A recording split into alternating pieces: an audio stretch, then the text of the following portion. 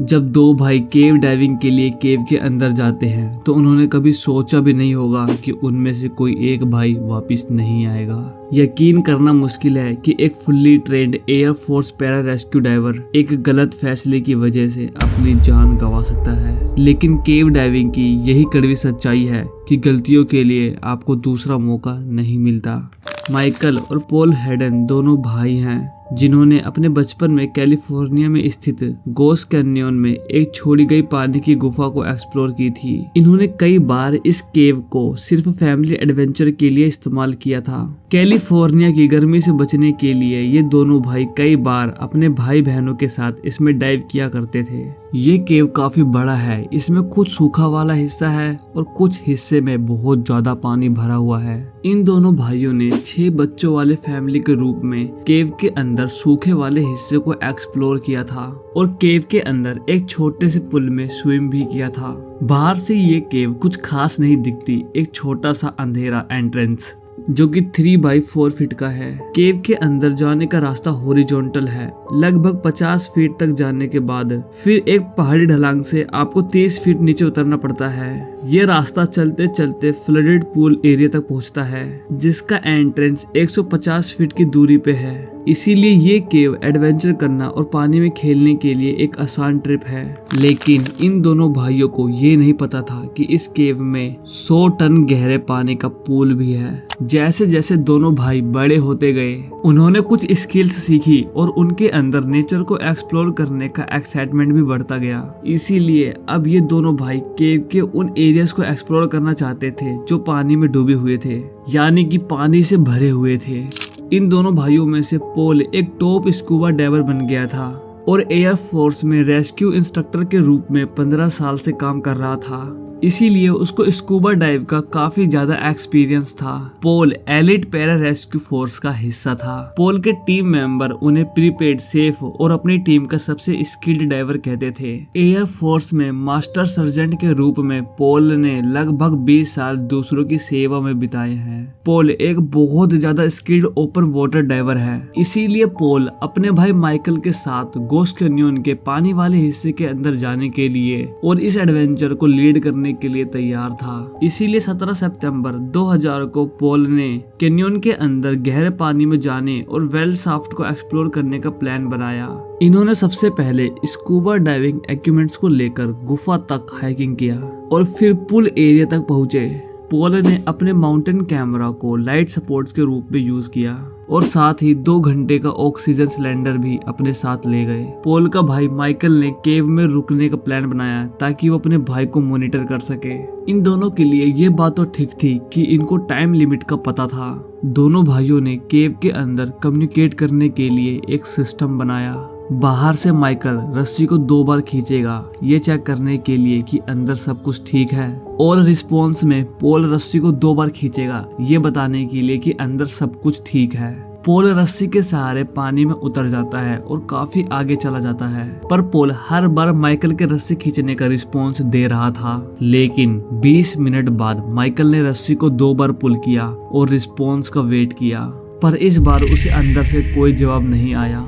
Michael ने दोबारा रस्सी को पुल किया लेकिन रस्सी टाइट थी। माइकल का इंस्टेंट थॉट था कि पॉल कहीं फंस चुका है। माइकल जितनी जोर से रस्सी को खींच सकता था उसने खींचने की कोशिश की, लेकिन रस्सी वहीं अटकी हुई थी। पानी के अंदर जाने से पहले दोनों भाइयों ने डिसाइड किया था कि अगर माइकल को कुछ भी पानी के अंदर गलत लगता है तो वो तुरंत ही रेस्क्यू टीम को बुलाएगा। इसीलिए दोपहर के 1:30 पर माइकल भागता हुआ केव से बाहर निकलता है और डाइवर सपोर्ट लेने के लिए जाता है। माइकल के भाई पॉल के पास 30 मिनट की ऑक्सीजन बची हुई थी, इसीलिए अगर पॉल कहीं फंसा हुआ है तो उसे जल्दी ही निकालना पड़ेगा। Michael Santa valley sheriff department के दरवाजे को तोड़ता हुआ इमरजेंसी असिस्टेंट लेने गया। डिपार्टमेंट ने तुरंत रिस्पॉन्स किया। एले काउंटी शेरिफ डिपार्टमेंट और मेट्रो सर्च रेस्क्यू टीम तुरंत हरकत में आई। उन्होंने ऑल टेरेन व्हीकल्स का यूज किया ताकि रॉकी वैली तक ट्रैवल करके केव तक पहुंच सके।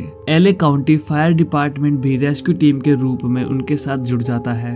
रेस्क्यूअर्स ने केव में पहुंचते ही तुरंत ही पानी में एंटर किया ताकि टाइम रहते वो पॉल को बचा सके, लेकिन ऐसा होने वाला नहीं था। रेस्क्यूअर ने पोल को केव के कई रास्तों में ढूंढने की कोशिश की, लेकिन पोल उन्हें कहीं नहीं मिला। पर सवाल ये है कि केव के अंदर पोल के साथ क्या हुआ।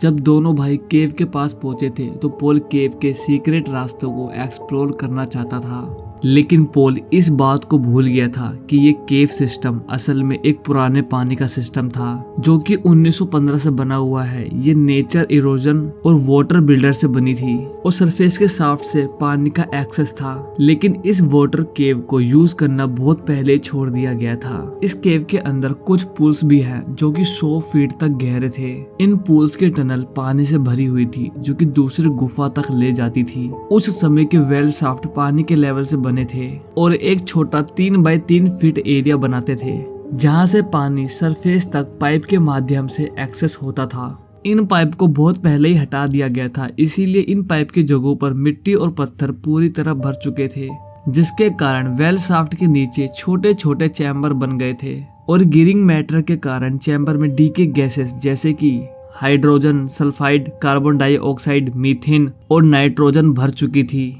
और स्टोन इरोजन ने भी इन गैसेस को अपना कंट्रीब्यूट दिया। पोल केव के अंदर कई फीट तक स्विम करने के बाद फाइनली एक चैम्बर तक पहुंचा जो सिर्फ 3 फीट चौड़ा था। माइकल के बैग में ऑक्सीजन सिलेंडर की वजह से उसे इस चैम्बर में घुसने में प्रॉब्लम हो रही थी। चैम्बर में घुसने के बाद पोल ने अपने कैमरा लाइट से ऊपर देखा तो ऊपर एक सिल्वर रिफ्लेक्शन सरफेस दिखाई दे रहा था और चैम्बर के टॉप में एक एयर पॉकेट भी था। पोल एक बहुत ही एक्सपीरियंस स्कूबा डाइवर था, लेकिन उसे केव में डाइविंग करने का एक्सपीरियंस नहीं था। लेकिन उसे ये पता था कि केव के अंदर एयर पॉकेट बहुत डेंजर हो सकती है, क्योंकि इन चैम्बर में बनी एयर पॉकेट में ऑक्सीजन लेवल बहुत ही कम होते हैं। और जैसा कि मैंने आपको बताया था कि इन चैम्बर में ऑर्गेनिक मैटर और स्टोन इरोजन के कारण यहाँ पर डिकेड गैस की मात्रा काफी ज्यादा बढ़ जाती है। पोल की फैमिली ने बताया कि पोल यूजुअली अपने पास एक लाइटर लेकर रखते थे जिससे कि वो ऑक्सीजन कंटेंट टेस्ट करते थे, लेकिन एयर पॉकेट में उस दिन उन्होंने ये नहीं किया।